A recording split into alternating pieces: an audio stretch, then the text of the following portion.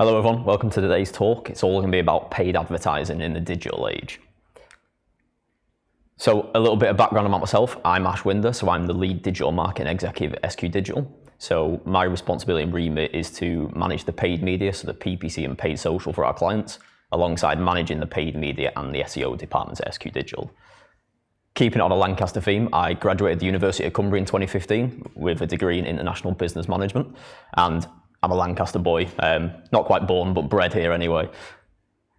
So we've told you a little bit about myself, a little bit about SQ Digital. So we've been running for coming up to 21 years this August. We're one of the UK's first SEO agencies, and we started out specialising in SEO predominantly. However, we diversified into a full service digital agency. So we cover SEO, we cover PPC, paid social, content marketing, and website development. We're, as you can see on the screen, recognised with several industry awards, so RER award winners, which is fantastic. It's voted for by our clients in terms of the service we provide. We're also in Prolific North's top 50 of the Northern digital agencies. And something I'm slightly biased about and proud of is our Google Premier Partner status.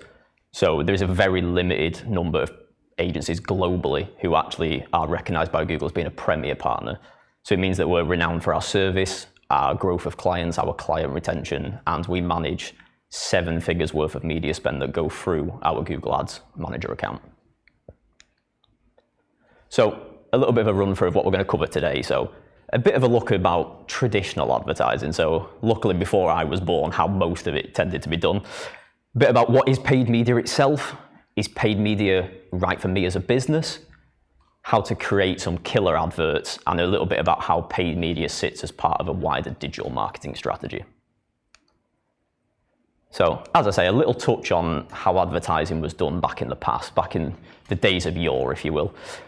So, it was all about mass media advertising, a bit about TV adverts, about radio, magazines, newspaper, billboards, all of these things that I'm going to assume everyone's around my age. All these things our parents used to deal with. You still see it every now and again. It's still highly important as part of the digital strategy, but a little bit antiquated. So you can see this lovely chap here. He was actually around over 100 years ago. It's called Mr. John Wanamaker. So what's interesting is, although he was around 100 years ago, and this quote is over 100 years old, to an extent, it's still true for some businesses today, and up until the sort of last 2 decades, it still very much rang true in terms of the mass media advertising. So it's probably an issue that affects a lot of business in terms of half the money I spend on advertising is wasted, but I don't know which half. Luckily, nowadays we do, and this is where paid media comes into things. So paid media fits very much as one of 3 channels in digital communications. So you have paid, which is your paid social, Instagram, Facebook, TikTok nowadays for all the young crew. We have owned media, so this is everything, funnily enough, that you own. So it's your website, it's SMS marketing, it's packaging of products, it's your blogs, everything you can physically control. And then finally we have earned media.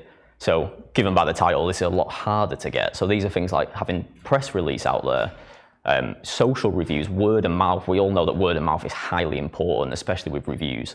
I believe there's a stat that's circa 90% conversion rates from word of mouth recommendations, which just tells you how important this is as a sort of subconscious trigger. So there's a whole myriad of places you can advertise nowadays, but these are what I'd call the big 6, if you will. So we've got Google Ads, we have Microsoft Ads. I mean, most people snigger when you talk about Bing, but Bing's actually up to around an 8% market share in the UK at the minute, so it is a growing platform to advertise on. We have LinkedIn, so very much predominantly focused around the B2B side of advertising. And then the 3 we're probably most familiar with / hate the most as consumers is Instagram, it's Facebook, and it's YouTube. So just a little overview of how some Google PPC adverts look. So as you can see on the left here, this is what we would call the search network. So these are the text ads that most people are probably familiar with. You would Google a phrase, in this case, let's say Bremont watches on finance, and then you have some fantastic companies that appear, none more fantastic than Lancaster's own Banks Lion, however. One of the real benefits to PPC is that you can compete despite the size of your business. You can compete with the biggest companies in the world if you have some budget to put behind paid media and it's run in a successful manner. So as you can see here, Banksline are able to appear #1 on Google. And the reason PPC itself is so important is you can have the best SEO in the world. You can rank organically #1. You will always be third or fourth depending on how many adverts are actually appearing at the top. And another one people might be familiar with seeing but might not actually know is a paid aspect. I certainly didn't when I started PPC 5 years ago. It's what's called Google Shopping. So let's say you search a term and then right at the top you see some products and most people just go, oh, belter, they're my products. I'm just going to click them and I'll take a look through these. Actually, all these are paid. So we're able to take all the data from a website for e-commerce products and then we can do a little bit of magic in the back end with PPC and we can serve these products on Google and then pay every time someone clicks these ads. And I'm going to apologize now because this is the one people probably hate the absolute most and I'm probably your worst nightmare in terms of putting adverts before and during YouTube videos. Yes, they can be annoying, however, it can be fantastic to A, drive awareness of a brand or product or service, but also YouTube offer a thing called YouTube for Action, where you can actually encourage users to come through to your website and purchase products or inquire about services that you've got. So although it can seem like quite an annoying advert to be served with, it's all in the targeting. If the targeting is correct and you're the right audience for the advert, then it's actually highly important to have this kind of advertising. The other is what we call the display network. So again, you might be familiar with these, but without actually knowing. So this is when you're on a random website and you see ads on the left or the top or within some content. These work in exactly the same way as YouTube, where you can target certain audiences, be them people who are in the market for your product or service, or actually having been on your website previously, which is something we'll come on to later. It can be a really powerful way of getting great brand awareness out there and getting lots of eyeballs on your brand or product. And then the other ones, as I mentioned, people are probably fed up with is when they're on their own personal social feeds. So for example, you're scrolling through Facebook or Instagram and you see some nice adverts for Nike trainers.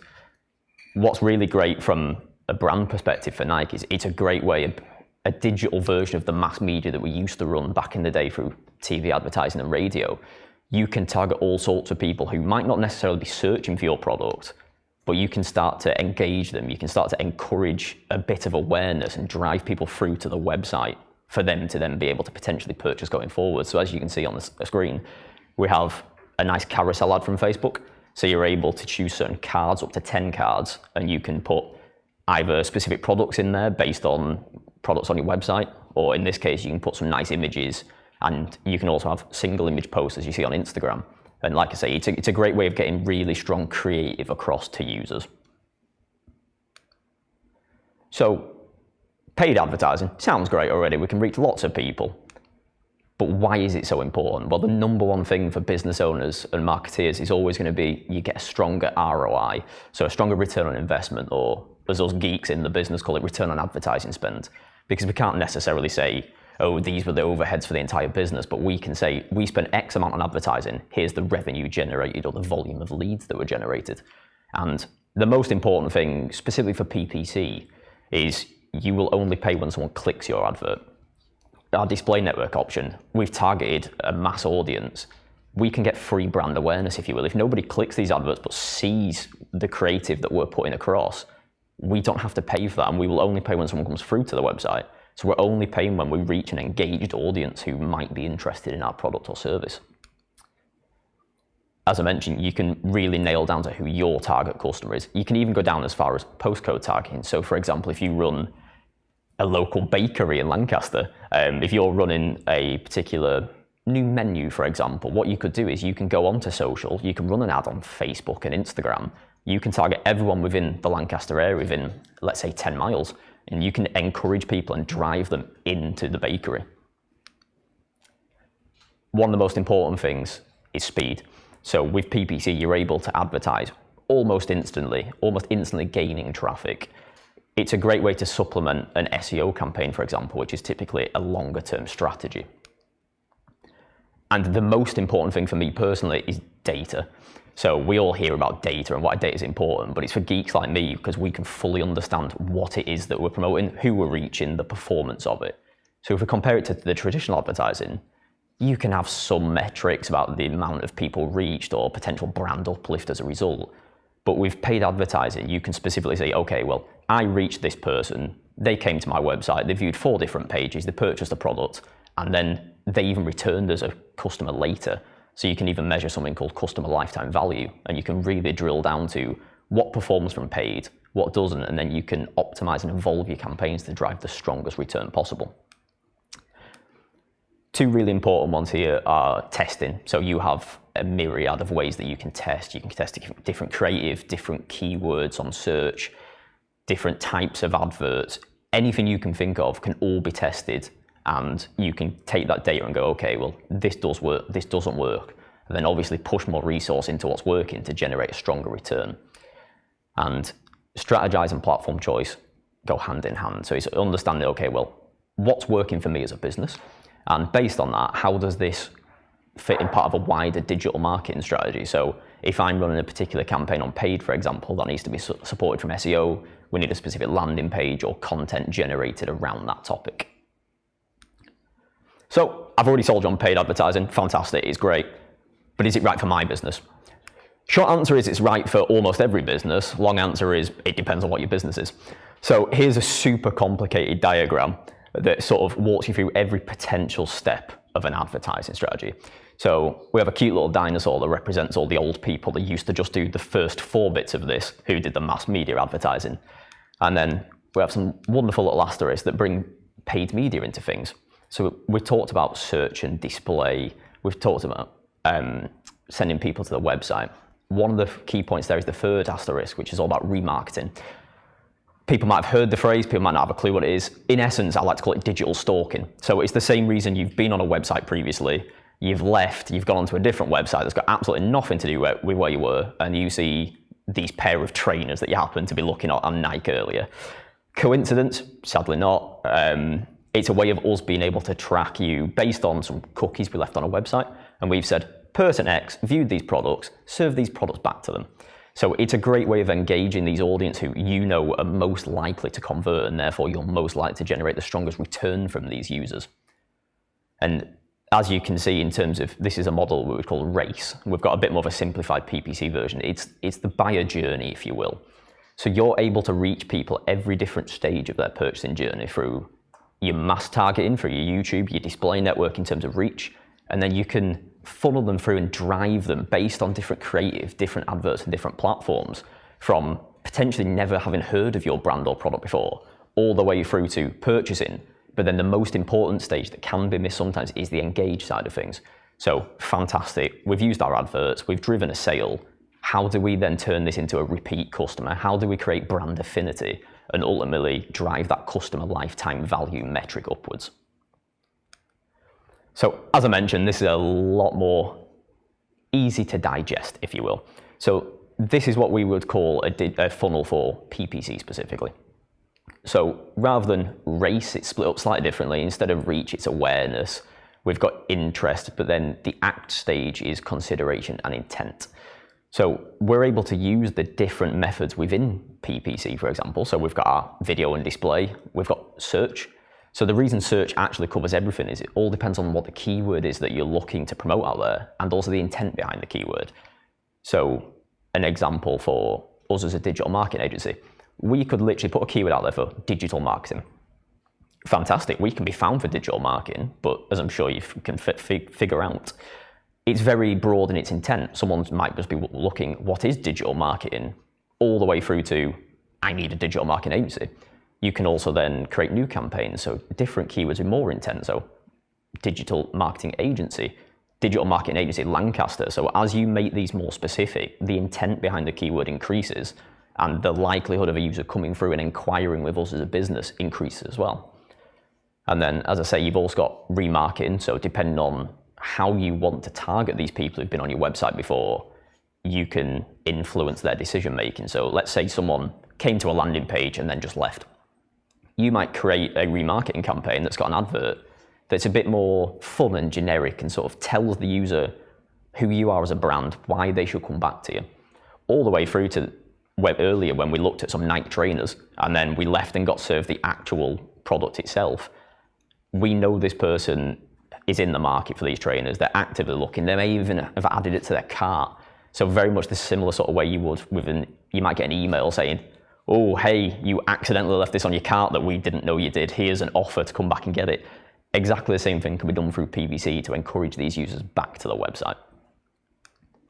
So I've 100% sold you on paid media now. You need it right this second. Where do I start? With any marketing, it's always going to come down to who is your target audience, who's your competition, and how do we reach these people? So audit who your current audience and customer base are. You might as a business already know or think you know who your customers are, but your digital customers may actually look completely different to what your traditional customers may look like. Where do they live digitally? What sort of websites did they browse? What content do they take in on YouTube? All of this can form buyer personas for you to be able to better target these people from a PPC perspective. What resonates with these people? If you're going to push creative out there, it needs to speak to someone. It needs to address a need or a desire. And what you're doing currently in terms of your website visitors, are you running different marketing channels? Are you just sending people to the website and hoping people do something? And finally, what are your competitors doing? So we all hate the competition, but actually sometimes you'll find great things that they do. You'll also find really weak points that they do. So it's all about understanding what the market does well, and on top of that, also exploiting the things that it doesn't do too well and giving you that unique selling point as a business. And then it's the age-old adage of the right message at the right time in the right place. So we have all these different big six platforms. We have different ways of targeting people based in where they are in a user funnel. We can then use that and deliver this content and creative to these people and tailor that messaging around where they are in their funnel. There's no point if someone's, like we mentioned earlier, just turned up to a landing page and left. There's no point trying a hard sell then and there. If this was a physical store, if someone walks in, takes a quick look around and walks out, you're not going to walk up, grab them on the shoulder, which is essentially what remarketing is, and go, buy this product right now. You need to sort of nurture and encourage the relationship.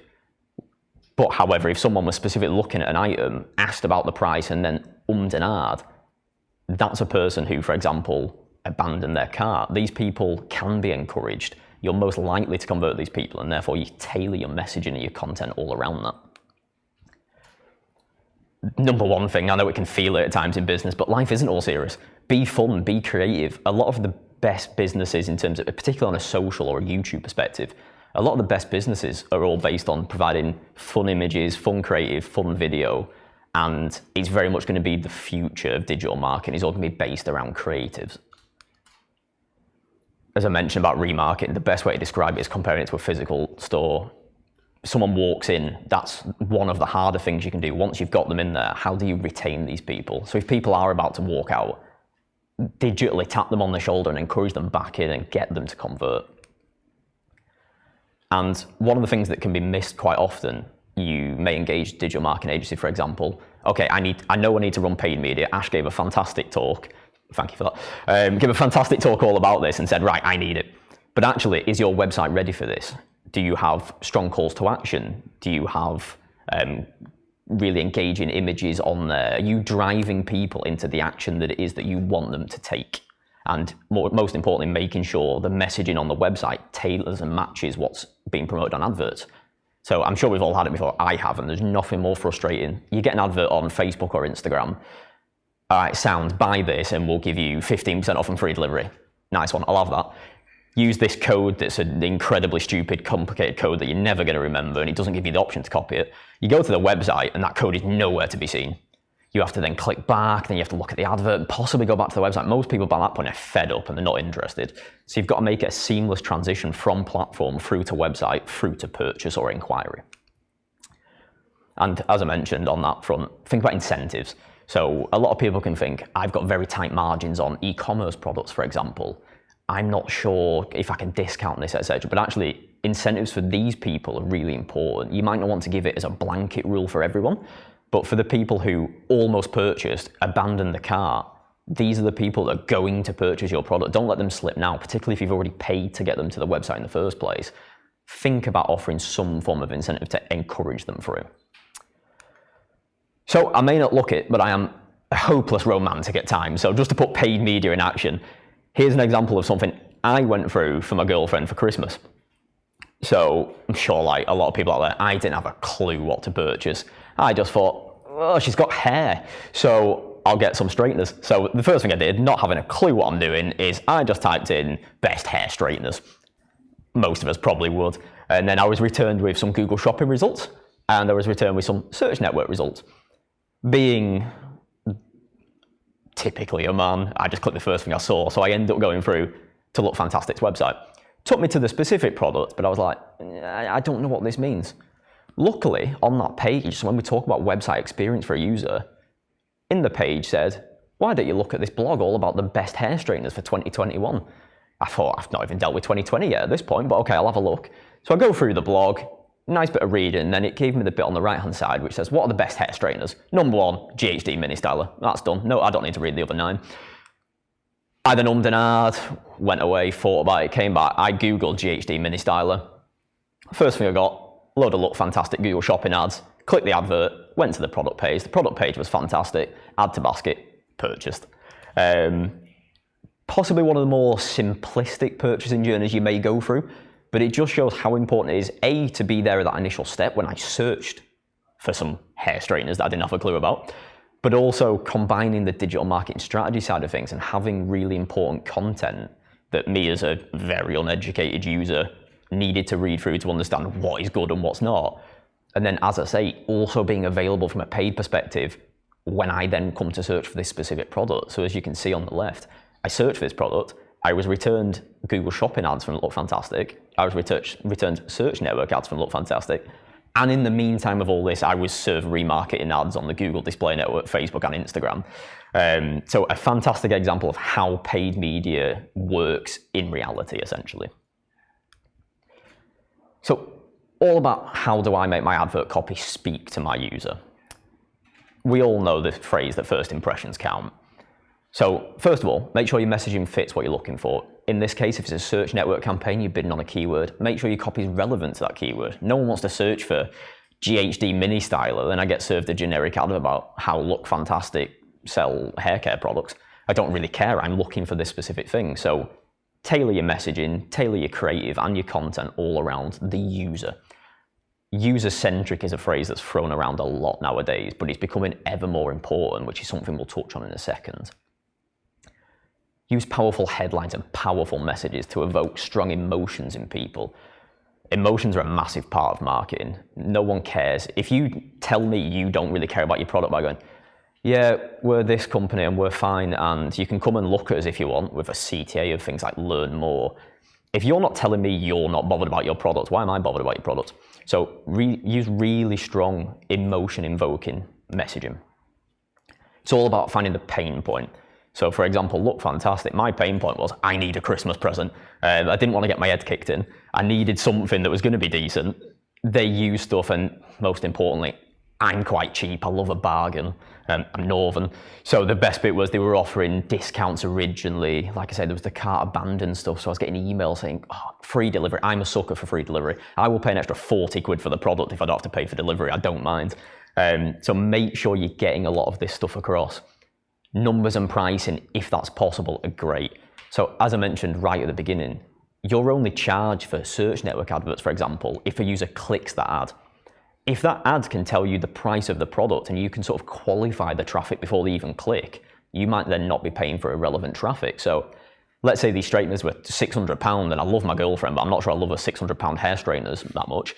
If that tells me before I even click the advert, they don't have to waste any money on their advertising. And if I do click it, then I'm either ignorant, or, which happens sometimes unfortunately, or I go, nope, that's too much for me, I'm going to steer away from that, and then they don't have to bother wasting time with me who's not going to be a customer. And FOMO, just to throw some acronyms in, so everyone hates feeling like they're missing out. Everyone's fallen for limited time offer, low stock, buy it now or you're going to miss out. And it works. And the reason that it works is people do get scared and go, especially when it's a time-sensitive situation like Christmas, people go, oh, I really need something very fast. I can't afford for this to be out of stock. This is the present I need. It's Christmas Eve at 6 o'clock at night. I better get something bloody fast. Using these and playing on those emotional hooks really helps convert users further. And most importantly, strong calls to action. So I mentioned my pet hate of learn more. I despise call to actions like that. Like I say, if you're not bothered, why am I bothered? You want to be using something that matches the intent. So if it is a remarketing campaign, shop now, view products today, view the range, anything that you can sort of encourage these users back to the website with. And then my fancy marketing term of coin is called the post-click experience. So I mentioned how important it is to make sure your website's on point and matches the intent of advertising. Don't pay for all this traffic only to then waste it all because your website's not up to scratch, it's not fast enough, it doesn't match the intent, it doesn't even match the keywords. You'd be surprised how many times, if I've audited PPC accounts previously, for example, people could be sending traffic to 404 pages, and they're essentially pages that used to exist in the website, no longer exist, but have never been moved elsewhere. So we've probably all had it before. You search on Google, you click a finger, oops, this page isn't here. Imagine paying to annoy a user. And what's worse than that, damage your brand. If a user turns up and goes, oh, look, fantastic, this website don't even work, I'm never going to bother shopping with them again. Just think about that for a second. I will never bother shopping with them again. And then on top of that, think that you've paid for that user. So make sure your landing pages work. Make sure everything's reflected. Make sure if you are going to do an offer, make it a nice, easy to use code and reflect that code on the website itself. Have a smooth inquiry or transaction process. So again, it happens in website development. Sometimes forms stop working. There might have been a plugin update, for example. Make sure that you're routinely checking your website because you don't want to, again, annoy a customer. If you turn up to a website and let's say hypothetically it's a solicitor's, you turn up and go, okay, I'm interested, I'll fill out this form. You fill out a form, you press send, nothing happens, it just keeps spinning around for a week. You will never use that solicitors because you will never trust them. If their website can't work, why would you trust them as a solicitor if they can't even get the basics right? And from an e-commerce perspective, make sure you have stock of products. So Google Shopping, it can be great where it won't show products if you don't have these products in stock on your website. So you're not paying to send people to pages that don't have stock, which sounds fantastic. The issue becomes, let's say you're a clothes retailer. You stock jeans in a wide range of sizes from 28-inch waist to 40, for example, but you've only got these things in stock in a 40-inch waist. Most people aren't going to fit that size, but because these are technically in stock, Google Shopping can promote these products. So make sure you're auditing on a continuous basis going, is this meeting the demands of most people? If you have got limited sizes, limited stock, limited availability, just think twice in terms of promoting that out to a large audience. And in the marketing world, the controversial iOS 14.5 update. So there's lots of Apple users in the country. At the minute, they think it's about 50% Apple users, 50% Android users. So what Apple did recently, as of, I believe it was about 2 weeks ago now, maybe 3 weeks ago, they released a new iOS update called 14.5. What this did was gave users the option to opt out of third-party cookies.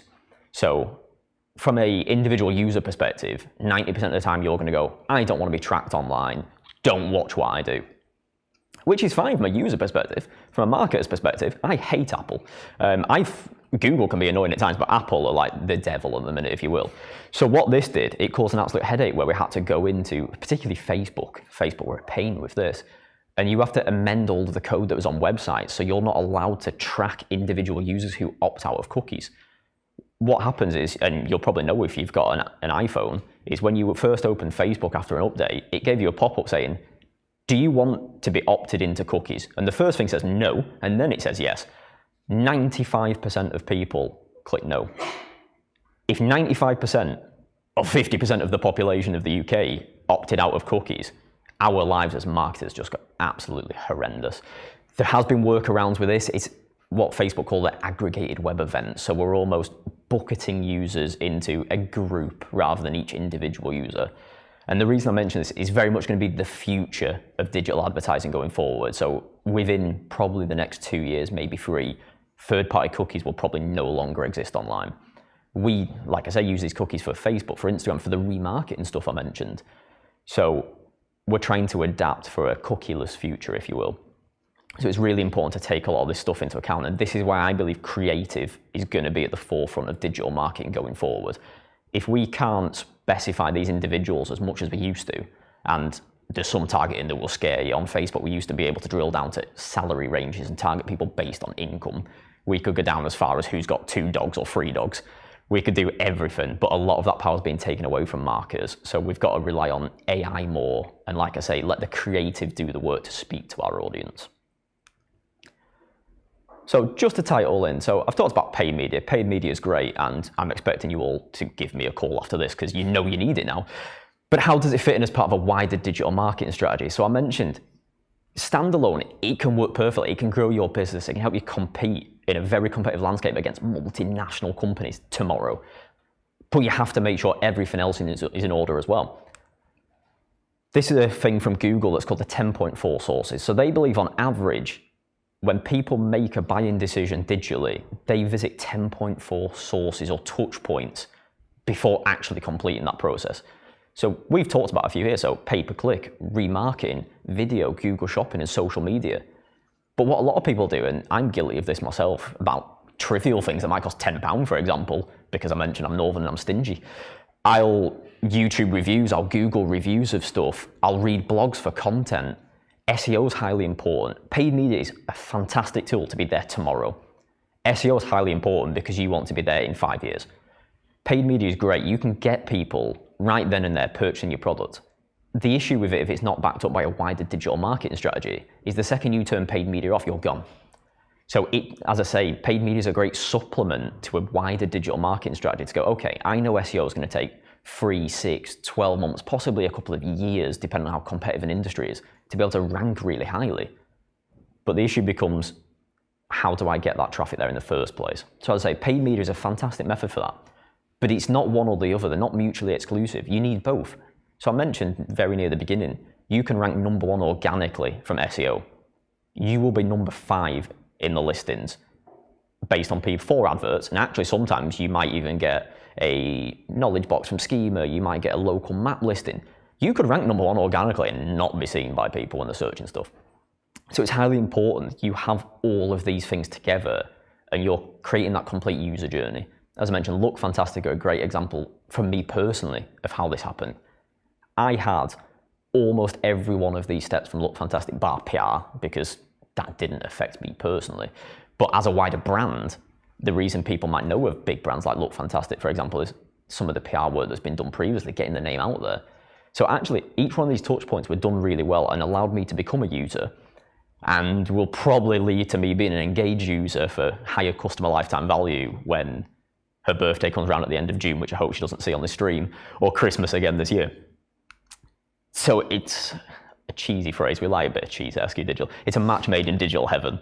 So as I say, they're very much two sides of the same search coin. You need to be there. There's studies that have been shown that say, if someone's in Google Shopping, if they're in search network adverts, and they're from an organic perspective, these people are instantly thought of as being more trustworthy. Subconscious trust grows and people think, well, if this brand is always here, they must be good. Because you've got to remember a lot of the times, these people don't have a clue who you are. They've probably never heard of your business. That's why you want to put yourselves in front of them. So it's all about generating that trust and engagement with users to go, you need to come to us, you need to buy our products or services. Sharing insights is a big one. I mentioned the D word for data a bit earlier. It's all about understanding what works, what keywords are working, what should we optimize websites for, how do we drive these users, where do we best invest our marketing resource to be able to generate the strongest return as a result. And maximize your online visibility. So I mentioned, hypothetically, we're in 3 different locations on Google SERPs. Fantastic from a brand perspective, fantastic from a user perspective, but also, especially on mobile, you take up more what I call SERP real estate.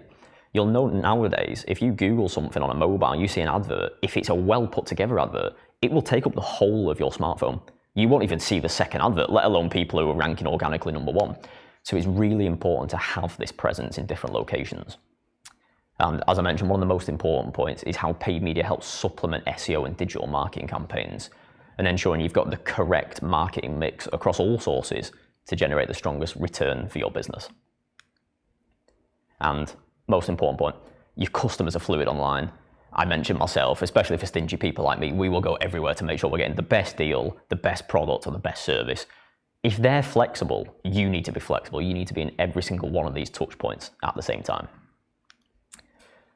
So just to summarize, it's highly important to develop not just a paid media campaign, but a successful paid media strategy. We need to reach all of these users, whether they're actively trying to buy your product or service today, or they've never heard of you. They're more bothered about the big competitors, or sometimes people don't even know they need your product. You might reach a pain point they didn't even think they knew about. They might not even know who you are or that your product exists.